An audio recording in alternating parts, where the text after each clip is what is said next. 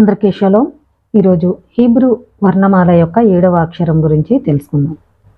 Join అనేది Hebrew వర్ణమాలలోని 7వ అక్షరం. సంఖ్య విలువ 7. ధ్వని జడ్. అర్థము 1 కిరీటము, 2 ఆయుధం, 3 నిలబెట్టు అని అర్థము. హీబ్రూ అక్షరాల్లోని ఈ అక్షరం 7వ అక్షరం. దీని యొక్క సంఖ్య విలువ 7. ధ్వని జడ్. ఈ అక్షరం యొక్క అర్థము కిరీటము, ఆయుధం, నిలబెట్టు అని అర్థాలు వస్తాయి. ఆలెఫ్ బేత్ యొక్క 7వ అక్షరం జాయిన్. దాని ఆకారం కత్తి ఆకారంలో ఉంటుంది. జాయిన్ రూపకల్పన యొక్క మరొక వివరణ ఏమిటంటే ఇది కిరీటం మరియు రాజదండాన్ని సూచిస్తుంది. కాబట్టి జాయిన్ శక్తి మరియు అధికారాన్ని సూచిస్తుంది. ఈ అక్షరం కిరీటం మరియు రాజదండాన్ని సూచిస్తుంది అని ఇక్కడ చెప్పడం జరుగుతుంది. అంటే ఇది శక్తి మరియు అధికారాన్ని సూచించేటువంటి అక్షరం. జాయిన్ అనే అక్షరం యొక్క సంఖ్య విలువ 7. 7 వారంలోని 7వ రోజును సూచిస్తుంది. అది షబ్బాత్. ఇది ఎలోహిం విశ్రాంతి తీసుకున్న రోజు. కానీ దీని అర్థం ఏమిటి? ఎలోహిం అనంతం. అయితే అతను ఎందుకు విశ్రాంతి తీసుకోవాల్సి వచ్చింది? ఒక మానవుడు మర్త్యుడు. పనిలో కష్టపడి వారం తర్వాత అలసిపోతాడు. కాబట్టి అతను లేదా ఆమె కొంత శ్వాస తీసుకోవాలి. కానీ ఎలోహిం అమరజీవి. సమాధానం ఏమిటంటే మిగిలినది ఎలోహిం కోసం కాదు, మన కోసమే. మనం వారానికి 6 రోజులు పనిచేస్తాము మరియు మన విధికి యజమానులుగా కనిపిస్తాము. కాబట్టి మన విజయాన్ని నిర్ణయించే శక్తి మనదేనని మనం సులభంగా నమ్మవచ్చు. కాబట్టి ఎలోహిం ఇలా నిర్దేశిస్తున్నాడు: 7వ రోజును మీరు ఆగాలి. మీరు మీ చుట్టూ ఉన్న ప్రపంచాన్ని పరిశీలించి ప్రతిదీ నా నుండి వస్తుందని అర్థం చేసుకోవాలి. షబ్బాత్ అనేది విశ్వ సృష్టికర్తపై దృష్టి పెట్టే రోజు. ఈ 7వ అక్షరం వారంలోని 7వ రోజును సూచిస్తుంది. అది షబ్బాతు అని ఇక్కడ చెప్పడం జరుగుతుంది. మనిషి కష్టపడి వారం తర్వాత అలసిపోతాడు కాబట్టి అతను విశ్రాంతి తీసుకోవాలి. కానీ ఎలోహిం ఎందుకు ఇక్కడ విశ్రాంతి తీసుకున్నాడు? ఎలోహిం అమరుడు, కానీ ఆయనకెందుకు విశ్రాంతి అంటే సమాధానం ఏమిటంటే మన కోసమే. వారానికి 6 రోజులు పనిచేస్తాము. 7వ రోజున మీరు ఆగాలి. మీరు మీ చుట్టూ ఉన్న ప్రపంచాన్ని పరిశీలించి ప్రతిదీ నా నుండి వస్తుందని అర్థం చేసుకోవాలి. షబ్బాత్ అనేది విశ్వ సృష్టికర్తపై దృష్టి పెట్టే రోజు. కాబట్టి ఆ రోజు పని మానేసి విశ్వంపై దృష్టి పెట్టే రోజు. అంటే ఎలోహిం కోసం విశ్రాంతి తీసుకుని షబ్బాత్ని ఆచరించాలి అని ఇక్కడ చెప్పడం జరుగుతుంది. ఇంకా ఈ రోజు మన విజయాన్ని నిర్ణయించే శక్తి కూడా ఉంటుంది అని కూడా చెప్పడం జరుగుతుంది. షబ్బాత్లో మనం తినే అనేక ఆహారాలు 7 సంఖ్యతో ముడిపడి ఉన్నాయని కూడా మనం కనుగొన్నాము. శుక్రవారం రాత్రి మరియు షబ్బాత్ రోజున షుల్ తర్వాత కిద్దూష్ను వైన్తో తయారు చేస్తారు. వైన్ అంటే ద్రాక్ష రసం. వైన్ కోసం హీబ్రూ పదం యాయిన్. యోద్ యోద్ నన్ అని వ్రాయబడింది. జమాట్రియాను కలిపితే అది 70 లేదా 7కి సమానము. కిద్దూష్ తర్వాత ప్రతి ఒక్కరూ తమ చేతులు కడుక్కొని దీవెన చెప్పడానికి మరియు చల్లా బ్రెడ్ తినడానికి టేబుల్కు తిరిగి వస్తారు. చల్లా యొక్క జమాట్రియా 43 మరియు 4 + 3 = 7. చల్లా తర్వాత జిఫిల్డ్ చేప వస్తుంది. చేప అనే పదం దాలెత్ 4 మరియు గీమెల్ 3 అని వ్రాయబడింది. ఇది 7కి సమానము. చేప తర్వాత సూప్ వస్తుంది. అది మెమ్ 40, రేష్ 200, కూఫ్ 100. ఇవి కలిపి 340 మరియు 3 + 4 = 7 సమానం. సూప్ తర్వాత మాంసం వస్తుంది మరియు 3 + 4 = 7కి సమానము. సూప్ తర్వాత మాంసం మళ్ళీ 7. అన్ని ఆహారాలు మనం 7వ రోజు పవిత్ర షబ్బాతులో పాల్గొంటున్నామని రుచికరమైన జ్ఞాపకం. అంటే షబ్బాత్ రోజు తీసుకునే ఆహారాలన్నీ కూడా జమాట్రియా ప్రకారము 7 సంఖ్యతో ముడిపడి ఉన్నాయని ఇక్కడ చెప్పడం జరుగుతుంది. 7 పవిత్రత సూక్ష్మ రూపంలో మాత్రమే కాదు, స్థూల రూపంలో కూడా నిజం. సృష్టి యొక్క మొదటి రోజు ప్రపంచ ఉనికిలోని మొదటి 1000 సంవత్సరాలను సూచిస్తుంది. 2వ రోజు 2వ 1000 సంవత్సరాలను సూచిస్తుంది. మొదలైన వాటితో షబ్బాతు 7వ సహస్రాబ్దిని సూచిస్తుంది. ఇది శాశ్వతంగా విశ్రాంతి మరియు ప్రశాంతతతో కూడిన రోజు. మనం ప్రస్తుతం 6వ సహస్రాబ్దిలో శుక్రవారం మధ్యాహ్నం దశలో షబ్బాతు ముగింపులో ఉన్నాము. మనం 7వ సహస్రాబ్ది అంచున శాశ్వతమైన షబ్బాతు, శాశ్వత ప్రశాంతత యొక్క రోజు. వద్ద జీవిస్తున్నాము. మనం మన షబ్బాతు కోసం మరియు మెషియాకు యొక్క రాక కోసం ఇప్పుడు తీవ్రంగా సిద్ధం కావడం ప్రారంభిస్తాము. గడియారం ద్వారా లేదా క్యాలెండర్ ద్వారా ఇది శుక్రవారం మధ్యాహ్నం. ఈ యుగానికి సిద్ధం కావడం అనేది చివరి నిమిషంలో మనం కష్టపడి సాధించగల విషయం కాదు. ఇది మనం ఉద్దేశంతో మరియు ఆనందంతో నిర్మించాల్సిన విషయం.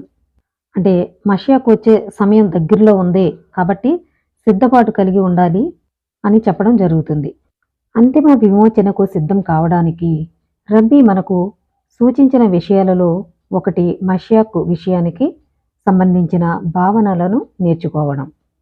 మషియాకు ఖచ్చితంగా 6000 సంవత్సరాల నాటికి వస్తాడు. అయితే ఈ చివరి బహిష్కరణలో గత 2000 సంవత్సరాలలో మనం చేసిన సామూహిక తెషువ మరియు మంచి పనుల కారణంగా అతని రాక ఆసన్నమైందని రబ్బీ మనకు చెబుతున్నారు. అంటే మషియాకు రావడానికి ఖచ్చితంగా 6000 సంవత్సరాల నాటికి ఆయన వస్తాడు అని ఇక్కడ చెప్పడం జరుగుతుంది. అయితే చివరి బహిష్కరణలో గత 2000 సంవత్సరాలలో మనం చేసిన సామూహిక తెషువ అంటే పశ్చాత్తాపము మరియు మంచి పనుల కారణంగా అతని రాక ఆసన్నమైంది అని ఇక్కడ చెప్పడం జరుగుతుంది. అంటే త్వరలోనే ఆయన ఇంకా రావడానికి సమయం అయిపోతుంది, దగ్గరలో ఉంది అని ఇక్కడ చెప్పడం జరుగుతుంది. మషియాకు ఎప్పుడు వస్తారు అనే దానికి ఒక సూచన కూడా చెప్పడం జరుగుతుంది. మొత్తం ప్రపంచం తోరా యొక్క రహస్యాలను నేర్చుకోవడం ప్రారంభిస్తుంది. అప్పుడు ఆయన వస్తాడు అని ఇక్కడ చెప్పడం జరుగుతుంది. అంటే త్వరలో ఉన్న రహస్యాలన్నీ కూడా అందరికీ తెలియాలి, అందరూ నేర్చుకోవాలి. అప్పుడు ఆ సమయం దగ్గరకు వచ్చింది, ఆయన రావడం జరుగుతుంది అని ఇక్కడ చెప్పడం జరుగుతుంది.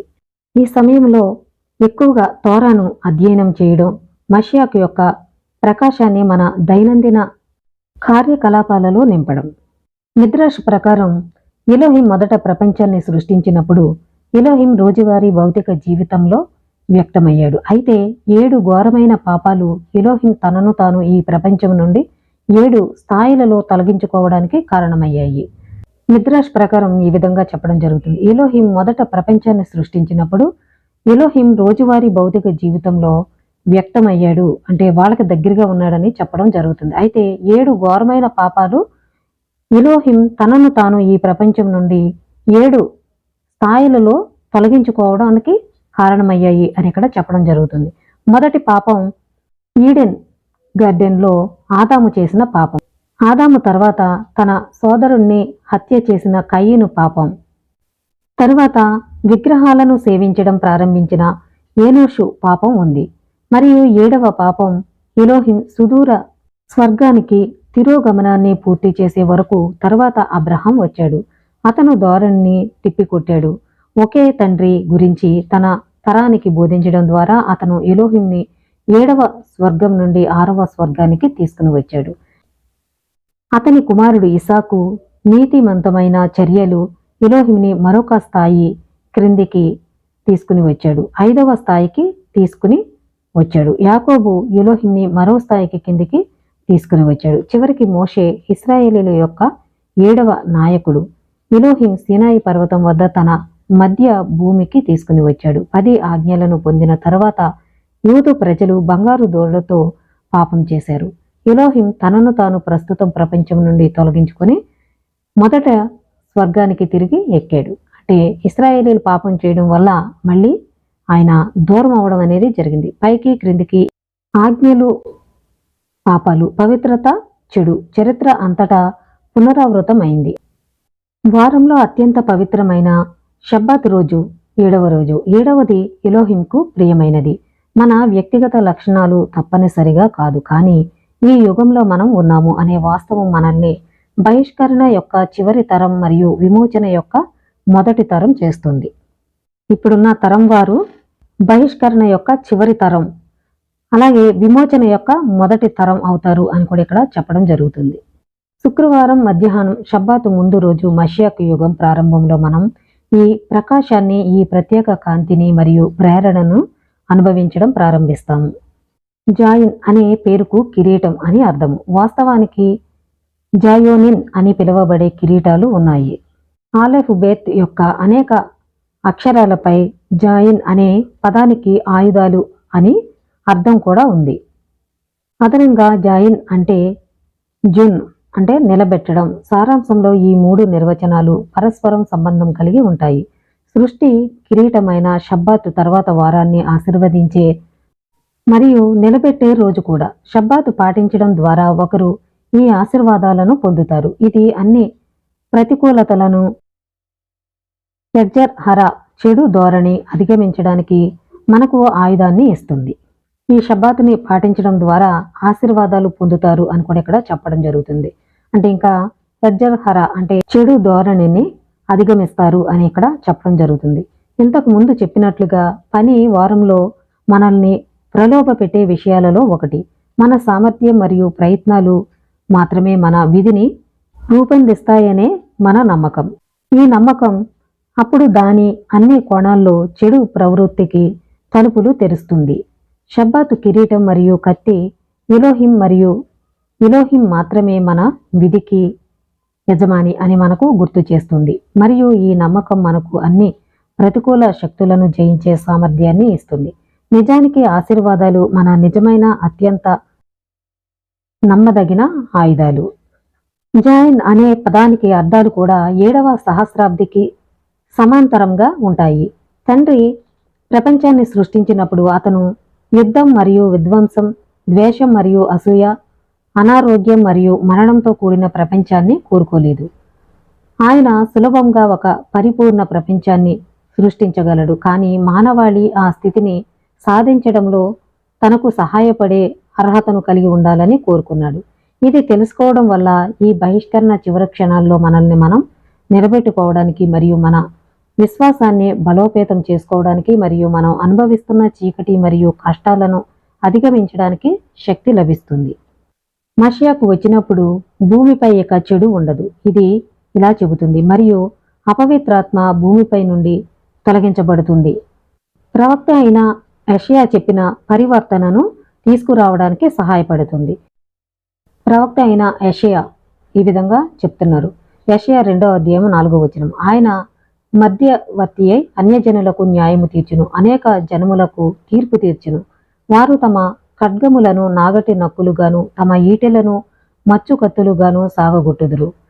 జనము మీదికి జనము ఖడ్గమెత్తక యుండును, యుద్ధము చేయ నేర్చుకొనుట ఇక మానివేయును అని ఇక్కడ చెప్పడం జరుగుతుంది. అంటే మషియాకు వచ్చినప్పుడు ఈ విషయాలన్నీ కూడా జరుగుతాయి అని చెప్తున్నారు. అంటే 7 సంఖ్య యొక్క ప్రాముఖ్యత ఇక్కడ చెప్పడం జరుగుతుంది.